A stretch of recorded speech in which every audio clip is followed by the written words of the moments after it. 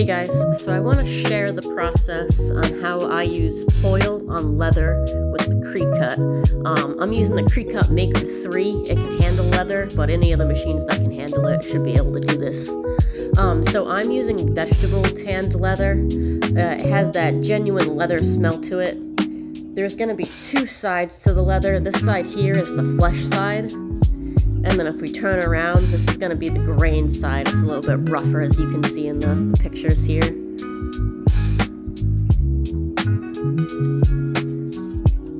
And then for the thickness of the leather, you're going to want about the size, like the thickness of a quarter. Try to make a comparison here. And then you're going to want to dye and prep your leather here. So I use Pro Dye. I think this is alcohol based. But then again, this is just the stuff that I'm using here, so this is what I know works. Bic 4, this is, I feel like, the key to the project. I've tried a couple other leather conditioners and things like that, but the Bic 4 really seems to make the project more or less.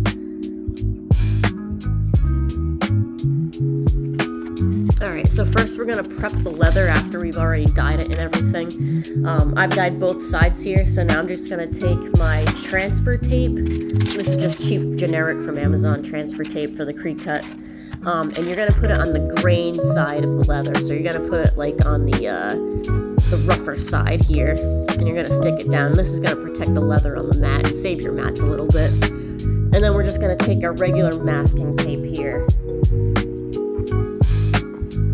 So we're going to tape down the leather onto the mat. I like putting it in the middle of the mat. I just feel like it cuts better and everything. And then we're going to put our foil on top of that. And then we're going to take the masking tape and put it right over the foil. I try to line up the edges so that there's no overlap. And then for the Cricut settings, I use the craft board. You can't use the foil with the leather, and I feel like the craft board, it cuts numerous times, so it's just better with leather, I think. So prepping the Cricut machine, you're going to want to move those little white things over all the way. You can probably separate them. I moved mine all the way over to the right, just I don't know why. But they slide right over. It's a little tough of a job, but you can get it done. Alright, and then I like to use the medium foil base. It's got the 2 lines, if you don't know. I think the bold has 3 and the thin has 1. And then this is the Cricut just going at it for the job here. I obviously tested this a few times, and coming up is what it was like without the tape. Yeah, it was a big mess. Waste of leather, but we live and we learn, right? Alright, so this is it, just finishing up the job. Nice and clean. So now, while the machine's still going, it's going to be blinking here. Don't unload the mat, you're just going to take the foil off of the leather. And with the tape, it makes it pretty easy. Try not to move your mat.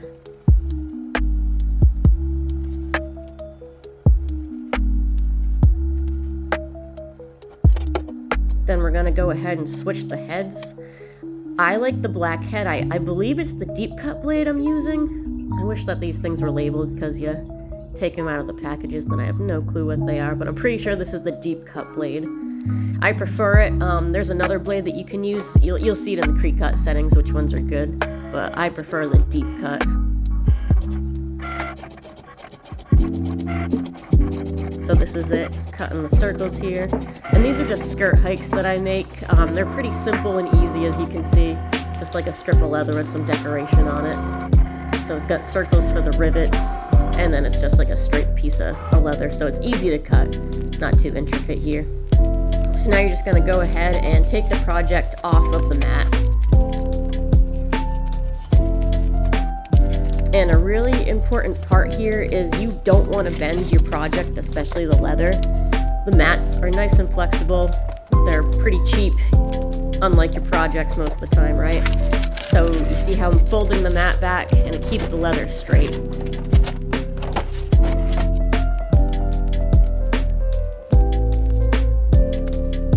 And I'm trying to take my own advice here. Takes me a second to figure it out, but there we go. I just just in a second when this big stupid mat gets out of the way.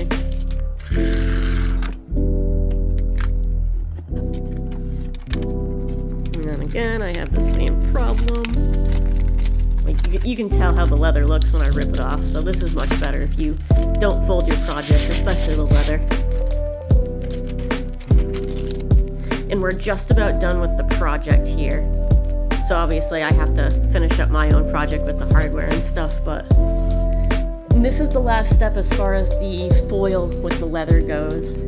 I'm gonna wipe it again with that Bic 4, and I know it looks pretty good on camera here, like as far as the foil on the leather, but in person you can tell it's just like all out of the lines, and it looks very like chunky, like, you know, when you draw with the crayon, it's got like all the little stuff on the edges of your lines.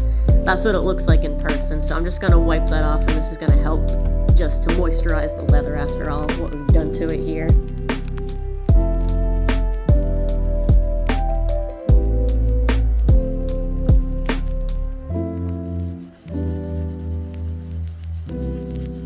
So after you wipe it down with the Bic 4, you can just finish your project like normal. I use acrylic Resin from, I think it's Febbings, but finish it like normal that you do. And I'll show the end results here in a few minutes. Cricut does have a couple colors. And this is like my fall edition of the skirt hikes, so these are kind of fall base colors.